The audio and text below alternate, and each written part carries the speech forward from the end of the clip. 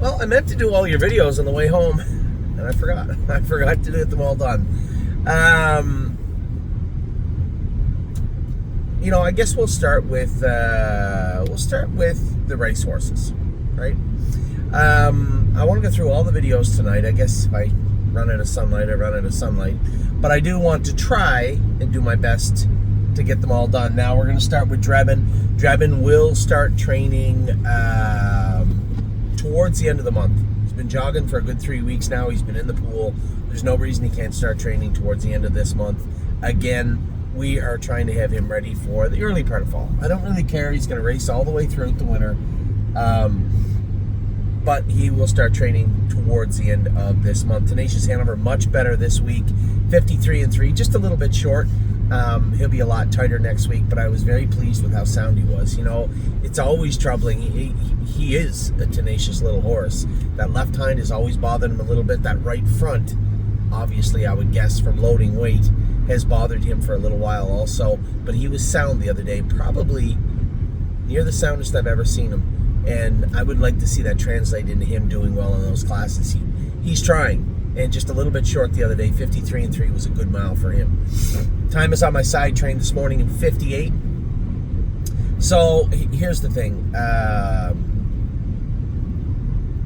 We have options heading into the Eward Memorial. We race him in the Open at the Meadows. There are a couple of other invitations that are coming up, and a couple of race secretaries have called asking about the availability of Time is on my side. I don't know. I'm going to think about it. Tim and I are going to talk about it. You may see him surface next weekend, but it'll be in a form of a prep mile. Whether it's there's no need to qualify him. It'll be in a race, probably an Open. He's likely ready to, he's ready to tangle with horses, but he's not screwed down tight. He had a little bit of time off. The one thing I've always noticed about Time is on my side, always in his entire life, he always comes back really good off a little bit of a shutdown. So I want to make the most of that.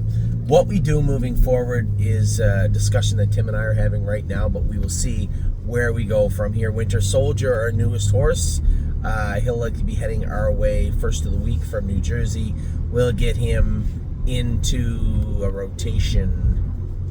Well, I want to keep an eye on him. We'll probably train him at Northfield Park, to be honest, and see where he goes from there. It'll be a non-winners of 7th somewhere, which will be quite a step down from the Vincennes at the Meadowlands his last start. I talked to a couple of drivers that have driven him in the past and some people that know him very well. Thought pretty highly of him. In fact, I believe one of the underbidders was one of the people I was talking to today about him. Liked him a lot. It was hard to put a price on him, but my initial thought was, without trying to get caught up in the moment, it would be somewhere just south of 6 figures, and that's exactly what we paid for him, $90,200. Happy with him. Happy to see him next week. Save America is recuperating in Prince Edward Island. We did have screws put in his pasture that he'd fractured. The prognosis is very good. He will ship from Prince Edward Island to Ontario within the next 10 days, I believe. After Old Home Week, when the trucks start leaving, I'll ask Chucky if he can bring him up. He'll go to Ontario where he'll swim for 30 days. Then we'll re-x-ray him and examine that. Spitfire Overseas gave him 3 weeks off. It's just circumstances and timing, right? He had no money made last 5. He was going to need a rest before the winter, and why not you take this time to rest him and bring him back when he fits in onwards of nothing? We were given some lemons. Let's try and make some lemonade out of it, and that's exactly what we're doing with Spitfire. There's no issues, there's no lameness, no sickness. He will be back in the barn. Let's call it September 1st. Fair? Greatest Ending just raced. I watched him. I don't know whether he tied up. They went in 48-4. You can just never find an easy race anywhere.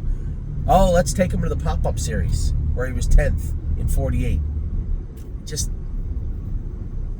It's really, really hard. He doesn't make anything easy. I love the horse. Obviously we've been beaten up by Greatest Ending for a while. We had him on a minor heater at Northfield. Then he blew his foot out. Then he tied up. We got him back qualified and good. And you know, I had this epiphany that he'd be good in Ontario. We're gonna scope him right now, and then we'll draw his blood and go from there. But you can be sure one or both. He's not lame, there's no soreness issues, but one or both things that I mentioned are probably ailing him right now. JK Victory, another one of our older campaigners. He's Indigo, I think. I saw him either Indigo, Georgian, or Grand River, I believe, this week, and he'll be fine. He's actually racing decently. Looks like money did not get in this week. I told everybody. Somebody messaged me. One of our partners had messaged me and said, "Why don't we just give him a couple weeks off like you did Spitfire?" We're not going to have to. They give us short rests with this horse all the time. The Open doesn't fill. The Open doesn't fill. So there's no need to schedule a rest. He's going to get rested. Don't worry. 1-2 weeks here and there. He's never really worked too hard or used too hard. Neptune, I don't know if he's back in. I know that he had a little quarter crack or plus pocket had blown out in his victory in his last race. Honestly, I think you'll probably see him surface at the Meadows next week if he's not in to go already. I'll circle back with Jason with respect to that. Rock Shining Star raced great today. Raced very, very good. Stretched the quarter, 26-4, and then finishes second in 51. I thought the horse raced really well. 3-point blue chip, better. Just need to see more of that. That's what you're going to have to do with him for the next little while, and that's exactly what I'm going to do with him for the next little while.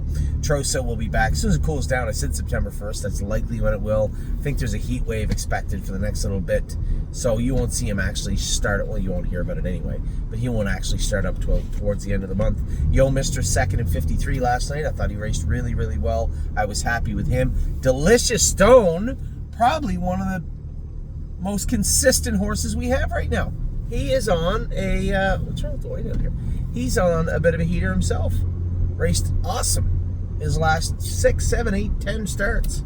He's doing well. Patrick the Piranha, I don't know where he come up with that mile today.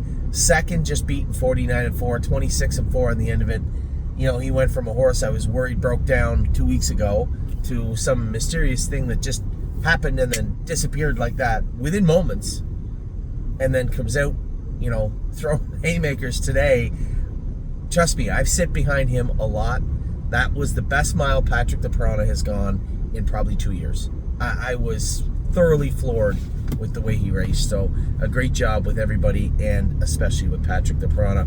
Those are your aged horses. As you can see, I'm losing sunlight. I'm going to try and get the 3-year-olds and the 2-year-olds in for you. I'm not optimistic about the opening, but we'll see.